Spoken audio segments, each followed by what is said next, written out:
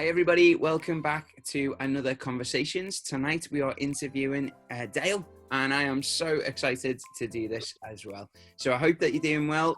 Why don't you tune in, listen in, and enjoy what he has to say.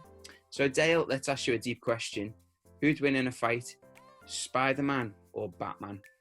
Spider-Man. Hands down. Now you do realise that some people might tune out now because you haven't said Batman. Okay.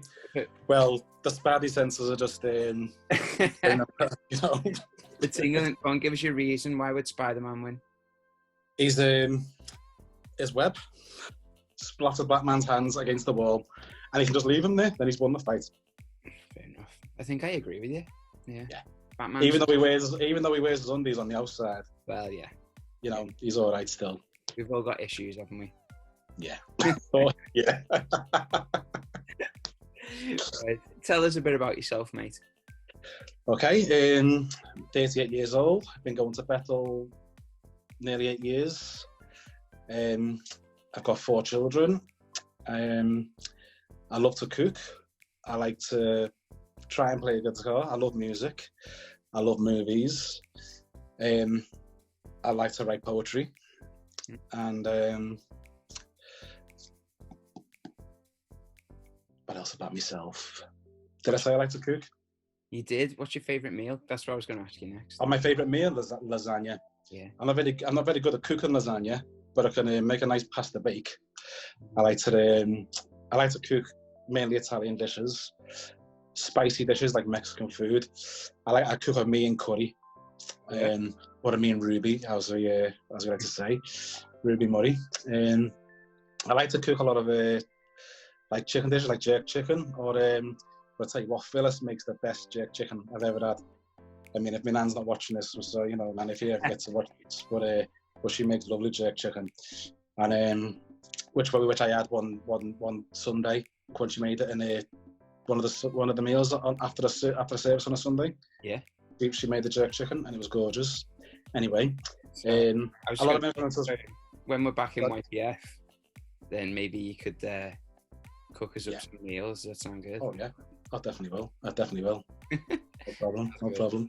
No. But with me cooking, I get a lot of influence from my grandmother. Like, she makes a lot of Jamaican dishes because she's from Jamaica. So I get a lot of influence from her, and my uncles as well because they obviously got it from her. Yeah. So I like to cook. What else do I like to do about myself? Let's see. Well, you just said about Jamaica. So they're originally from Jamaica, but you're born in Liverpool? Yeah, I'm a Scouse. Yeah, born in Liverpool, Oxford Street. And my mum was born. My mum was the first to be born in this country. Yeah. There's 7 uncles and aunties, including my mum. So three aunties. My eldest uncle and 2 of my aunties were born in Jamaica. Then my nan came over to England with my granddad. And my mum was the first to be born. Then the rest of the uncles and aunties were born. Yeah. But my dad's side of the family, everyone, as far as I can remember, they're all Scousers from generation to generation. As far as I know, everyone's born in Liverpool. Yeah. From I don't know how many generations, but all of them really. Yeah. As far as I know, anyway, they're all Jamaican. They're all Jamaican. Then my dad's side of the family are all English. Yeah. So, yeah. Anyway. And you mentioned a bit about church. So you said you've only been coming in the last 8 years. 8 years, yeah. So I love the Lord. Like, how and why did you become a Christian?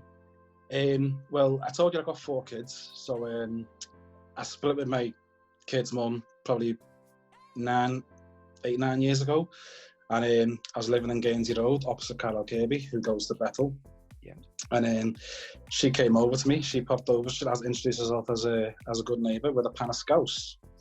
And I can't make Scouse as nice as Carol, but I can make Scouse also. But it's not as nice as Carol's. If we ever have one of those meals on if we ever get back to Bethel the way we want to, yeah, Carol's the one to make the Scouse. I nominate you, Carol, for making Scouse, right? And anyway, she came over with a pan of Scouse and introduced herself, and you know we had a good chat about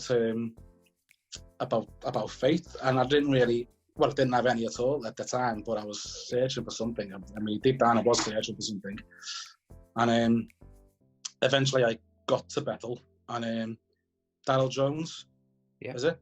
Dayl Jones was speaking, and it was like he was speaking directly to me.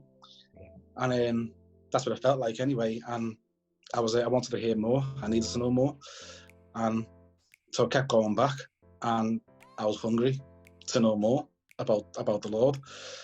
And so I did a course called Christianity Explored, and it was that where I realised that Jesus saved me. I was saved through Jesus, and so I repented and gave my life to Jesus. I got baptised, and now I'm still here at Bethel, and I'm trying to follow Jesus the way he wants me to, trying to live for Jesus.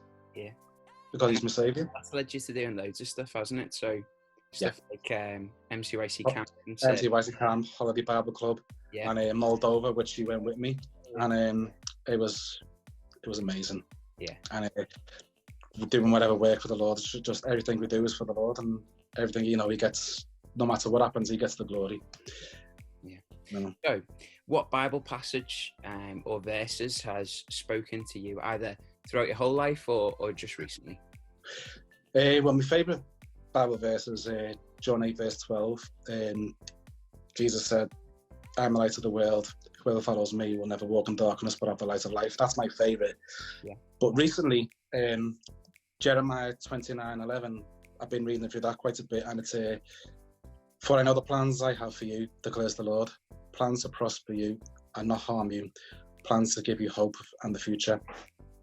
Now that just lets me to the Lord is everything, whatever plans the Lord has for you, it's the right plan, no matter what we're going through, even if we don't feel that, you know, things are not going well, but we're going through for a reason. The Lord's, especially in times like this with this pandemic, what's going on as well, the Lord's got a plan, and whatever, well, he's never wrong.